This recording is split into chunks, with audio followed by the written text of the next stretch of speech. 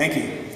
Well, let me begin by saying that as a historian, I have never believed that history is supposed to be a bunch of academics sitting behind closed doors, talking in a language that only they understand. I've always believed it was meant to be something more. And I believe that with this conference, with the tremendous participation of the Levantines themselves, we have collectively shattered the image of that sort of academic conference. This is a hybrid conference that has been a massive success in that sense. So a collective applause to all of us here.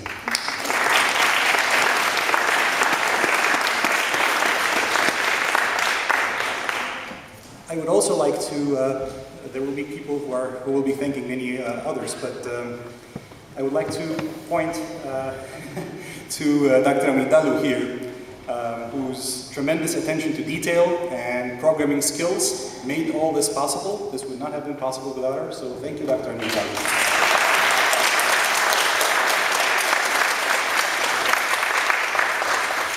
Now, I want to speak to you very briefly in two different identities, let's say. First, I will begin with my professional historian's cap on, I suppose that's the way to put it. We've seen a tremendous variety and tremendous quality of scholarship in this conference, a variety of subjects, a variety of approaches. Surely anyone who has been dealing in history or interested in history would be very impressed by what we've seen. But we've also seen, as I said with the hybridization comment, we've seen Levantines themselves, not necessarily professional historians, come here and make beautiful presentations. We've had a presentation on food history, for example. We've had a presentation on amateur Levantine theater. We've had the family roundtables. This is the kind of thing that I was talking about when I said a hybrid conference is very, very valuable. Now, as far as historians go, we historians can be very strange people sometimes. I think it begins when we're little kids. You know, the kid who likes something old is attracted to really old things, maybe likes the smell of an old book. And then before you know it, we end up in deep archives, you know, breathing mold and dust and detritus of centuries, both figuratively and literally. I understand the attraction of the archives. I've been in those archives many times myself. But to my fellow historians, let me point out one major fact here. Look around yourselves. You are surrounded by Levantines, living, breathing human beings. How many times in your lives are you going to get the opportunity to actually study with the people the kinds of subjects that you usually study from a distance of an archive and thousands or hundreds of years? This is the kind of thing.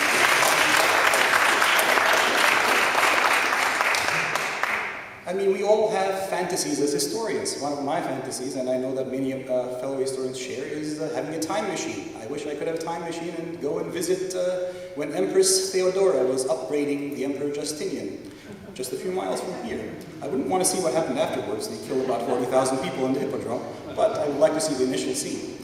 I would love to see the famous Italian anarchist, Enrico Malatesta, visiting Levantine cities and talking to Levantine communities. That would have been a fascinating sight for me.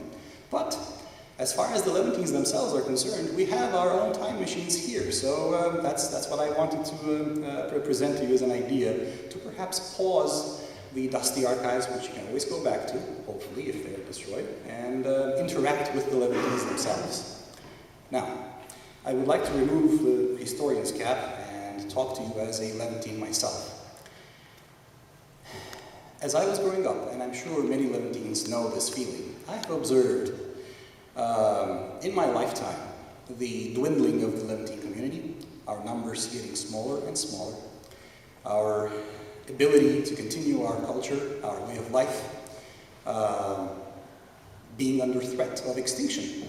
And many Levantines have talked about this to me, and I would like to say a few words on this. Perhaps the best approach to take here is this. Famous Italian Marxist Antonio Gramsci once said, "Pessimismo dell'intelligenza, ottimismo della volontà," which can be translated as the pessimism of the mind or the intellect, but the optimism of the will. We need that optimism of the will. And your presence here in such great numbers in this conference is poignant. It is something that's worth considering. It's telling me that you are not accepting being just subjects of history. You're not accepting that you can just idly sit by as history happens, that you have agency yourselves to influence the future of your communities. This is a very, very big thing. And trust me, through the Levantine Heritage Foundation, we intend fully to provide every avenue possible for you to express yourselves. Go out and talk to your fellow Levantines, recruit them if you must. And we might be able to actually have many more people understand what the Levantines did in this world where transnationalism and globalization is talked about. The first version of that should be interesting to a lot of people. And in doing so, in finding out more about ourselves, we also have the chance not to do the same old nostalgia stuff, but to actually create the foundations, the pillars of a future for the Levantines as well. Perhaps we are not going to go extinct. I will do my best so that that doesn't happen. I will leave you with the same idea. Pessimismo dell'intelligenza, ottimismo della volontà. Thank you.